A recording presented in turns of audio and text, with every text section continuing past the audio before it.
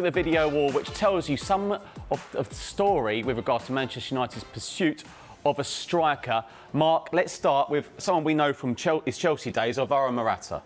Yeah, now Manchester United have been offered the opportunity to sign this man. He's into the last year of his current Atletico Madrid contract. Of course, spent time at Juventus, where he scored a few goals last season. You talk about the Chelsea as well. Did he hit the Premier League with a bang? Was he the type of player that exploded onto the scene and got the goals that Chelsea fans were happy with? 16 in 35 Premier League starts. It's not bad. That's not bad. But it wasn't quite the impact they were hoping. Manchester United will be hoping for a much bigger impact if they were to sign him. Last season, 12 goals at Juventus. Yeah, I mean, let's look at someone here, Cody Gakpo, a player clearly Eric Ten Hag will know from the Eredivisie.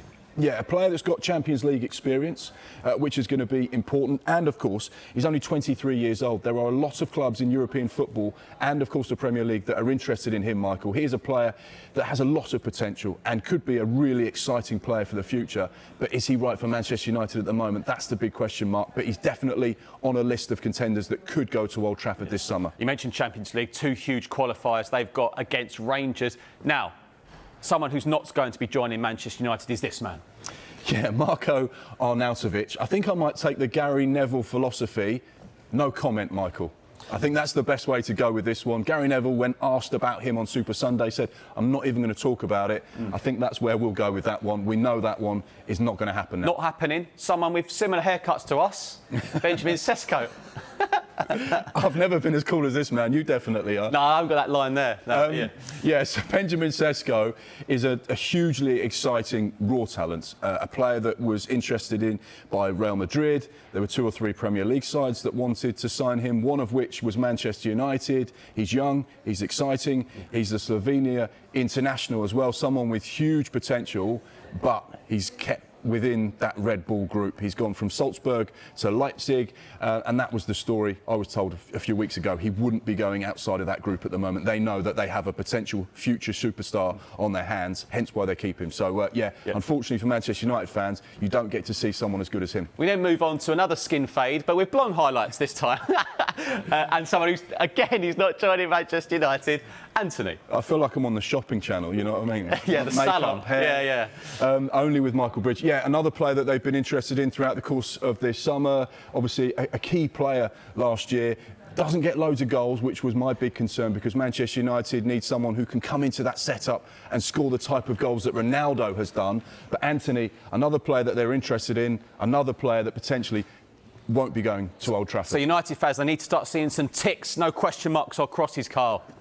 I'm just still reeling off the blonde highlights. You look good in them. No, I'm too old for that.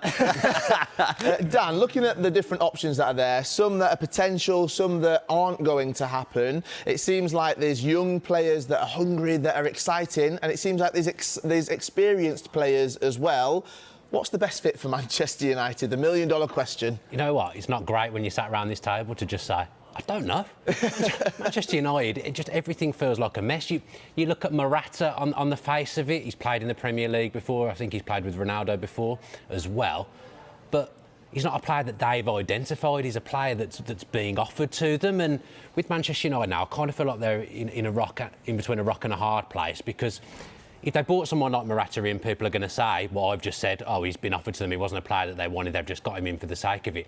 Are they almost better not replicating what they've done before and not getting players in for the sake of it? But then we all sit here and know that they need a striker.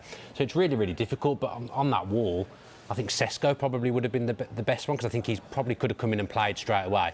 But he's also one for the future. He's only going to increase in value, but they can't get him, and that's their problem. They can't get many strikers. The thing is, when you look, and you're right, you look at that list of players there behind us, and like Michael said, you've got 3 crosses and 2 question marks.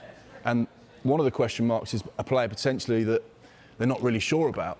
This is Manchester United. This shouldn't be happening to a club of that stature. They should have a striker through the door at the beginning of the window. They were linked with Nunez at the start of the window. They were even linked with Haaland last year. But guess what? With 21 days left in the window, we don't know what's going to happen.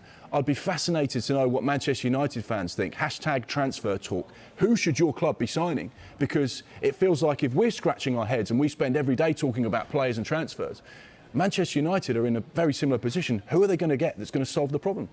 it's not just a striker that Manchester United are looking for, is it, Michael? No, I've just spoken to my colleague Dharmesh Sheth. Actually, we do have an update on this player, Adrien Rabiot, and Manchester United yet to find an agreement with personal terms with Juventus midfielder Adrien Rabiot. Still work to be done. The clubs have an agreement in principle worth around £15 million. But again, Kyle, a player they want, but still some way to go, it seems. Dan, looking at Manchester United's business so far this summer, all the players that they have been linked to, feels like that term keeps on coming up. They're yet to do it. They're yet to get a deal over the line. They've not agreed personal terms just yet. Do you think that's worrying for Manchester United fans, considering where they've been in the past and how attractive that club was at one point? If you're a Manchester United fan, you're worried about all sorts of things at the moment. You're certainly worried by what you've seen on Sunday. Everything just always feels protracted, doesn't it? But we were saying earlier, you do forget they have actually done some good business. They have brought in some good players this summer. The problem is the volume of players that they need in that squad now. You watch them on Sunday, it's like a collection of people that have never met each other and never met the manager, just not capable of doing what the manager wants. You know, they need a central midfielder. They want De Jong. It's going to be difficult to get him by the looks of things, especially now with Chelsea entering the equation. They've still got Fred and McTominay playing, who are good players in their own right. Probably don't work together for Manchester United. They need to freshen that midfield up. Will they get the Rabiot deal done? Who knows? If you were a betting man, you'd say probably not, because that's just what's happened over the last few years with Manchester United.